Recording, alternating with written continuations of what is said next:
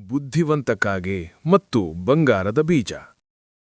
ಒಂದು ದಟ್ಟವಾದ ಕಾಡಿನಲ್ಲಿ ಎಲ್ಲ ಪ್ರಾಣಿಗಳಿಗೂ ಆಹಾರ ಕೊರತೆ ಉಂಟಾಗಿತ್ತು. ಮಳೆ ಬಾರದಿದ್ದರಿಂದ ನದಿ ಒಣಗಿತ್ತು, ಮರಗಳು ಹಸಿರು ಕಳೆದುಕೊಂಡಿದ್ದವು. ಆ ಕಾಡಿನಲ್ಲಿ ಚಿಣ್ಣ ಎನ್ನುವ ಒಬ್ಬ ಚಿಕ್ಕ ಕಾಗೆ ಇತ್ತು. ಇತರೆ ಕಾಗೆಗಳು ನಿರಾಸೆಯಿಂದ ಇಲ್ಲಿ ಬದುಕಲು ಆಗಲ್ಲ ಎಂದು ಊರು ಬಿಟ್ಟು ಹೋಗ್ತಿದ್ದವು. ಆದರೆ ಚಿಣ್ಣ ಮಾತ್ರ ಯೋಚಿಸಿತು, ಪಲಾಯನ ಪರಿಹಾರವಲ್ಲ, ಪರಿಹಾರ ಹುಡುಕಬೇಕು.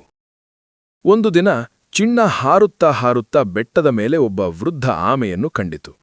ಆಮೆ ಬಹಳ ಶಾಂತವಾಗಿ ಕುಳಿತಿತ್ತು. ಚಿಣ್ಣ ಕೇಳಿತು, ಅಜ್ಜ, ಈ ಬರಗಾಲದಲ್ಲಿ ಬದುಕೋದು ಹೇಗೆ? ಆಮೆ ನಗುತ್ತಾ ಹೇಳಿತು, ನಿನಗೆ ಧೈರ್ಯ ಇದ್ರೆ ಈ ಕಾಡು ನಿನಗೆ ಬಂಗಾರ ಕೊಡುತ್ತೆ. ಅದು ಹೇಳಿ ಆಮೆ ಚಿಕ್ಕ ಬೀಜವೊಂದನ್ನು ಚಿಣ್ಣಗೆ ಕೊಟ್ಟಿತು. ಇದು ಬಂಗಾರದ ಬೀಜ, ಆದರೆ ಇದನ್ನು ನೆಡುವ ಮೊದಲು ನೀನು 3 ಕೆಲಸ ಮಾಡಬೇಕು. ಪ್ರತಿದಿನ ಪ್ರಯತ್ನ ಮಾಡಬೇಕು, ಯಾರ ಮಾತಿಗೂ ಹಿಂಜರಿಯಬಾರದು, ತಾಳ್ಮೆ ಕಳೆದುಕೊಳ್ಳಬಾರದು. ಚಿಣ್ಣ ಆ ಬೀಜವನ್ನು ಒಣಗಿದ ನೆಲದಲ್ಲಿ ನೆಟ್ಟಿತು. ಇತರೆ ಪ್ರಾಣಿಗಳು ನಕ್ಕವು. ಒಣಮಣ್ಣಲ್ಲಿ ಬೀಜ ಬೆಳೆಯುವುದಾ? ದಿನಗಳು ಹೋದವು. ಬೀಜ ಮೊಳಕೆಯೂ ಬಾರದಿತ್ತು. ಒಂದು ಕ್ಷಣ ಚಿಣ್ಣಗೂ ಅನುಮಾನ ಬಂದಿತು. ಆದರೆ ಆಮೆಯ ಮಾತು ನೆನಪಾಯಿತು.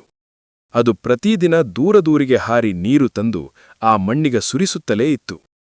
ಕೊನೆಗೆ ಒಂದು ಬೆಳಗ್ಗೆ ಒಂದು ಸಣ್ಣ ಹಸಿರು ಮೊಳಕೆ ಹೊರಬಂದಿತು. ಕೆಲವೇ ದಿನಗಳಲ್ಲಿ ಅದು ದೊಡ್ಡ ಮರವಾಗಿ ಬೆಳೆದಿತು. ಆ ಮರದಲ್ಲಿ ಹಣ್ಣುಗಳಿದ್ದವು. ಅವುಗಳನ್ನು ತಿಂದ ಪ್ರಾಣಿಗಳಿಗೆ ಶಕ್ತಿ ಮರಳಿ ಬಂತು. ಕಾಡು ಮತ್ತೆ ಜೀವಂತವಾಯಿತು. ಆಗ ಎಲ್ಲ ಪ್ರಾಣಿಗಳು ಚಿಣ್ಣಗೆ ನಮಸ್ಕರಿಸಿದವು. ಚಿಣ್ಣ ನಗುತ್ತಾ ಹೇಳಿತು, ಬಂಗಾರ ಬೀಜದಲ್ಲಿರಲಿಲ್ಲ, ನಮ್ಮ ಪ್ರಯತ್ನ, ಧೈರ್ಯ ಮತ್ತು ತಾಳ್ಮೆಯಲ್ಲಿತ್ತು.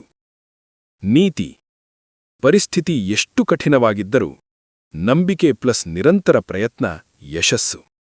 ಪಲಾಯನ ಮಾಡೋದು ಸುಲಭ, ಪರಿಹಾರ ಹುಡುಕೋದು ಶೂರರ ಕೆಲಸ.